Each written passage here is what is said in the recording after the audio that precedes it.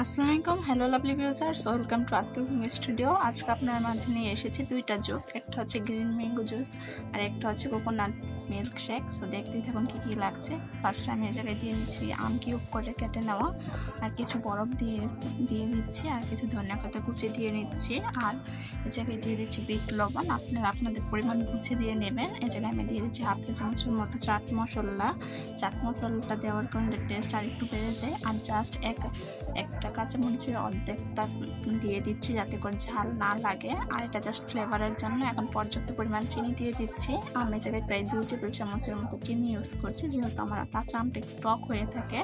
আর এই জায়গায় লেবুর রস দিয়ে দিচ্ছি, একটা ফালি লেবুর রস দিয়ে দিচ্ছি। আর যখন এত এই গরমে কিন্তু এই জুসটা খুবই একদম আরামদায়ক, কলিজা ঠান্ডা করা। আর এখন নামি দামি রেস্টুরেন্টে না যেয়ে হাজার টাকা খরচ না করে এখন নিজেই বাসায় তৈরি করে নিতে পারেন গ্রিন ম্যাঙ্গো জুস, আর একদম রেস্টুরেন্ট স্টাইলে।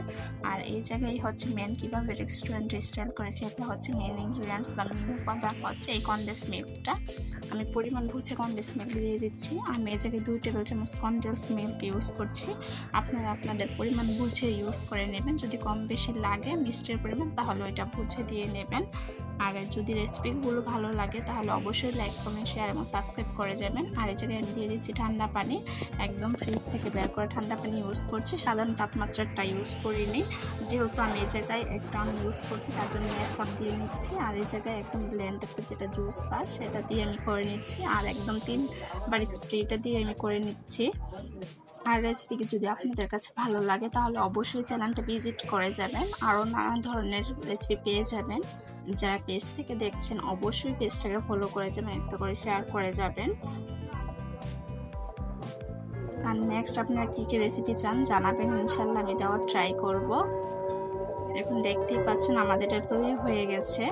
আর বয়েলের সমস্যা হলে দুঃখিত, কারণ বয়েল দেওয়ার শুরুতেই আজকে আজান দিয়ে দিচ্ছে তার জন্য। আর গ্রেভিটা দেখতেই পাচ্ছেন কত সুন্দর হয়েছে, দেখতেই লোভনীয়। এখন আপনাদেরকে আমি একটা চামচ দিয়ে দেখিয়ে নিচ্ছি এটা কীরকম কি হয়েছে, আর আমি কিভাবে ডেকোরেট করে নেব সেটাও দেখিয়ে নিচ্ছি। এখন আমি একটা গ্লাসে চতুর সাইড দিয়ে কনডেন্স মিল্ক দিয়ে দিচ্ছি জাস্ট ডেকোরেটেডের জন্য। মানে একটা জিনিস যেটা দেখতে সুন্দর হয় সেটা খাওয়ার টেস্টটাও বেড়ে যায়। এটা আপনাদের পছন্দ মতো ডেকোরেট করে নেবেন, আমার মতো করতে হবে এমন কোনো কথাই নেই, আপনারা আপনাদের পছন্দ মতো করে নেবেন। এই জায়গায় আমি বরফ কিউব করে দিয়ে দিচ্ছি, জাস্ট এটা উপরে উঠে আসবে। আর এটা দেখতেও খুব ভালো লাগবে আর খেতেও রিফ্রেশ লাগবে বরফটা দেওয়ার কারণে। এখন আমি জুসগুলো দিয়ে দিচ্ছি। আর এই জায়গায় আপনারা চাইলে এই জায়গাও বরফ দিয়ে নিতে পারেন।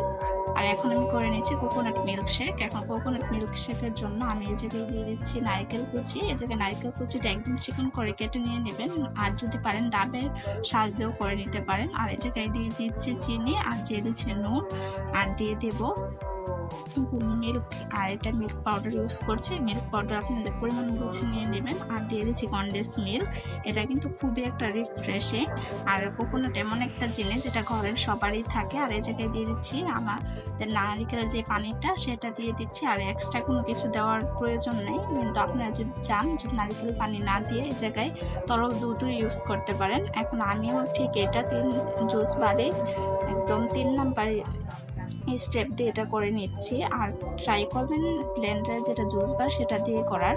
আর দেখতেই পাচ্ছেন এটা কি সুন্দর হয়েছে, আমি বললে তো হবে না, আপনারা ট্রাই করে দেখবেন যে বাস্তবে কীরকম হয়েছে। আশা করছি ভালো হবে। যদি ভালো হয় অবশ্যই পেজটা ফলো করে যাবেন আর চ্যানেলটা সাবস্ক্রাইব করে যাবেন। যারা নতুন ইউজার তারা আমার বাকি ভিডিওগুলো দেখে আসবেন। তাহলে আজকে এতটুকুই বিদায় নিচ্ছি, নতুন কোনো এপিসোড নিয়ে আপনাদের মাঝে হাজির হব। আল্লাহ হাফেজ।